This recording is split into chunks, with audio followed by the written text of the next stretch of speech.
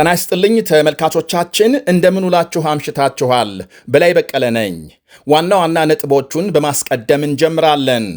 እስራኤል በሊባኖስ ዋና ከተማ ቤይሩት አዲስ ዘመቻ መክፈቷን ተከትሎ ነዋሪዎች ከተማውን ለቀው እየሸሹ መሆናቸው ተነገረ።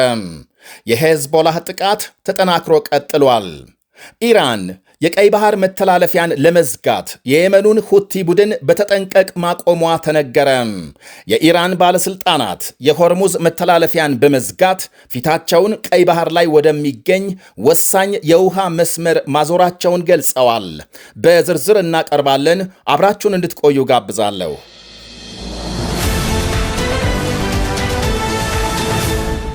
የሊባኖስ ዋና ከተማ ቤይሩት ነዋሪዎች ከተማውን ለቀው እየወጡ መሆናቸው ተነገረ። የእስራኤል ጠቅላይ ሚኒስትር ቤንያሚን ኔታንያሁ በሊባኖስ ዋና ከተማ አዲስ ጥቃት እንዲከፈት ትዕዛዝ መስጠታቸውን ተከትሎ ነዋሪዎች ለቀው እየወጡ ናቸው። ኔታንያሁ በቤይሩት የሄዝቦላህ ጠንካራ ይዞታዎች ላይ ጥቃት እንዲፈጸም ትዕዛዝ የሰጡት ሄዝቦላህ በሰሜን እስራኤል አጠናክሮ ለቀጠለው የድሮን ጥቃት ምላሽ ነው ተብሏል። የቤይሩት ጎዳናዎች ከተማውን ለቀው በሚወጡ ነዋሪዎች ተጨናንቀው መዋላቸውን ዘገቦች አመልክተዋል። ይህንኑ የእስራኤል ሊባኖስ ዘመቻን ተከትሎ ኢራን በአደራዳሪዎች በኩል ከአሜሪካ ጋር የምታደርገውን የመልእክት ልውውጥ ማቆሟን የሀገሪቱ ዜና አገልግሎት ዘግቧል። ኢራንና በእርሷ የሚደገፉ የአካባቢው ሚሊሻ ቡድኖች የሆርሙዝ መተላለፊያን ሙሉ በሙሉ በመዝጋት ሌሎች አውደድ ግንባሮች ለመክፈት እንቅስቃሴ መጀመራቸው ይነገራል።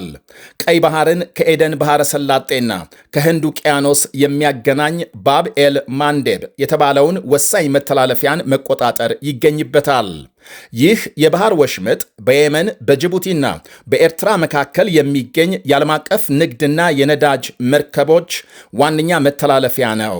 የዓለማችን 10 በመቶ የነዳጅና ሌሎች ወሳኝ ጭነቶች የሚተላለፉት በዚሁ የባህር ወሽመጥ በኩል ሲሆን በአካባቢው ባለው ግጭትና የባህር ላይ ውንብድና ምክንያት መተላለፊያው በዓለም አቀፍ ኃይል ቁጥጥር ሲደረግበት ቆይቷል። በአስቸጋሪ የመርከቦች ጉዞና በሚያጋጥም አደጋ መነሻነት ስሙን ባገኘው በዚሁ የባህር ወሽመጥ በየቀኑ ከ4 ሚሊዮን በርሜል በላይ ድፍድፍ ነዳጅ እንደሚተላለፍ ይነገራል። አሜሪካና ቻይናን የመሳሰሉ ሀያላን ሀገራት በጅቡቲ ጦር ሰፈር የማቋቋማቸው ሚስጥርም ይህንኑ ለዓለም አቀፍ መረጋጋት ጭምር ወሳኝ የሚባለውን የባብ ኤል ማንዴብን መተላለፊያ በቅርብ ርቀት ለመቆጣጠር ነው ይባላል። እናም አሁን ኢራን የሆርሙዝ መተላለፊያን በመዝጋት ቀይ ባህር ላይ ያለውን የመርከቦች ዝውውር ለማደናቀፍ የመን በሚንቀሳቀሰው የሁቲ ቡድን አማካኝነት ዝግጅት እያደረገች መሆኗ ተመልክቷል። ኢራን ከዚህ ቀደምም ኤል ማንዴብን ለመዝጋት ዝታ የነበረ ሲሆን በዚህኛው ከተሳካላት አሁን በሆርሙዝ መተላለፊያ መዘጋት ከተፈጠረው ዓለም አቀፍ ቀውስ 2 እጥፍ የበለጠ የኢኮኖሚ መውደቅ ያስከትላል ይላሉ ታዛቢዎች። ሳውዲ አረቢያ ወደ እስያ የምትልከው ነዳጅ ይቆማል። የባህረ ሰላጤው ሀገሮች የሆርሙዝ መተላለፊያ ሲዘጋ በአማራጭነት ለአውሮፓ የሚያቀርቡት ድፍድፍ ነዳጅና ጋዝ ይቋረጣል። በ2024 ለምሳሌ ከ4 ቢሊዮን በርሜል በላይ ድፍድፍና የተጣራ ነዳጅ በዚሁ መተላለፊያ በኩል ለዓለም ገበያ መቅረቡ ይነገራል። ነዳጅ ብቻ አይደለም። ከቻይና፣ ህንድና ከሌሎች የእስያ ሀገሮች ወደ አውሮፓ የተለያዩ ጭነቶች የሚሻገሩትም በዚሁ መስመር ነው። የሆርሙዝ መተላለፊያ ከተዘጋ በኋላ የዚህኛው የባብ ኤል ማንዴብ አስፈላጊነት በእጅጉ እንዳደገ ሲነገር፣ በዚህ ሁኔታም የመስመሩ መዘጋት የዓለምን ኢኮኖሚ ባፍጢሙ እንዳይጥለው ተሰግቷል።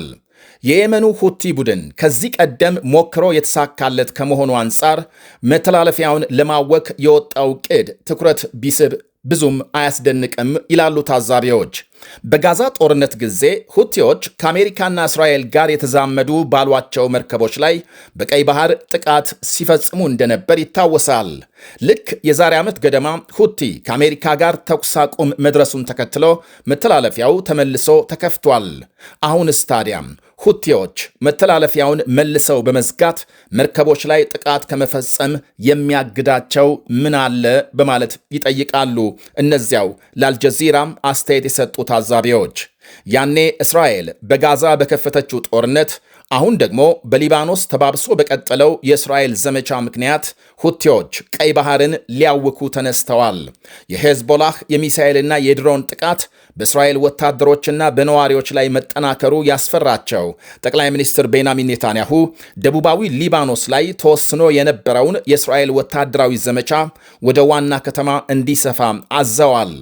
ትላንት የሊባኖስ ጥንታዊ ሕንፃ ከተቆጣጠሩ በኋላም ዛሬ ደግሞ በቤይሩት የሄዝቦላህ እምብርት ይዞታዎች እንዲመቱ ቀጭን ትዕዛዝ መስጠታቸው ከነዋሪው አልፎ ቴሄራን ላይ ሽብር መፍጠሩ ይነገራል።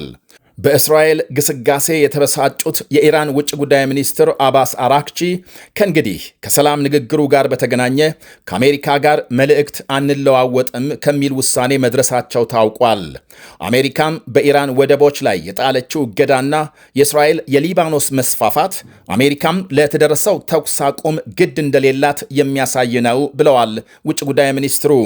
ጠቅላይ ሚኒስትር ቤንያሚን ኔታንያሁና የመከላከያ ሚኒስትራቸው እስራኤል ካትስ በበኩላቸው በሊባኖስ የተደረሰው ተኩስ አቁም በተደጋጋሚ በሄዝቦላህ በመጣሱና በእስራኤል ዜጎችና ከተሞች የሚፈጸመው ጥቃት በመጠናከሩ ተገቢ ምላሽ ለመስጠት ከውሳኔ መደረሱን ገልጸዋል። በተለይ በቤይሩት ዳርቻዎች የሚገኙ ወሳኝ የሚሊሻ ቡድኑ ይዞታዎች እንዲደመሰሱ ለጦር ኃይሉ ትዕዛዝ ማስተላለፋቸውን አክለዋል። ሌሎች ሪፖርቶች ደግሞ ሄዝቦላህ በሊባኖስ ግጭት ለማስወገድ በቅድሚያ ጥቃት መፈጸም እንዲያቆም በአሜሪካ የቀረበለትን ሐሳብ ውድቅ ማድረጉን አመልክተዋል። መጀመሪያም ሄዝቦላህ፣ በመቀጠል እስራኤል ጥቃት ካቆሙ በኋላ የሰላም ድርድር እንዲጀመር። የአሜሪካ ውጭ ጉዳይ ሚኒስትር ማርኮ ሩቢዮ በሊባኖስና በእስራኤል መካከል አጠቃላይ ሰላም የማምጣት አዲስ ዕቅድ ለሁለቱ ሀገራት መሪዎች መላካቸውን የተለያዩ ምንጮች ዘግበዋል።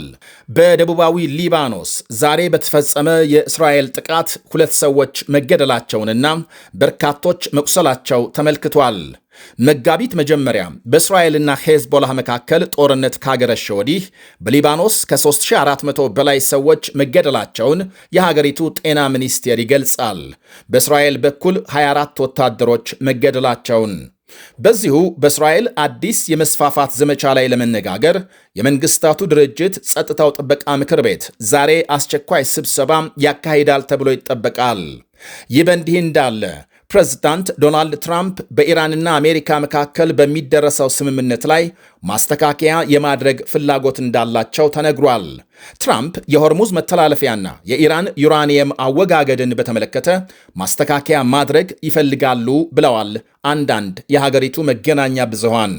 አዲስ በተደረሰው የመግባቢያ ስምምነት የሁለቱ ሀገሮች ተኩስ አቁም ለ60 ቀናት እንዲራዘም፣ የሆርሙዝ መተላለፊያን ዳግም የመክፈትና በኢራን የኒኩሌር ፕሮግራም ላይ ድርድር መጀመር መካተታቸው ተመልክቷል። አሁን ፕሬዝዳንቱ በትክክል በየትኞቹ ነጥቦች ላይ ማሻሻያ ማድረግ እንደፈለጉ አልታወቀም። ትራምፕ የኢራን የኒኩሌር ፕሮግራም መወገዱን በተመለከተ ሁነኛ ማረጋገጫ እንደሚፈልጉ ቀደም ሲል መግለጻቸው ይታወሳል።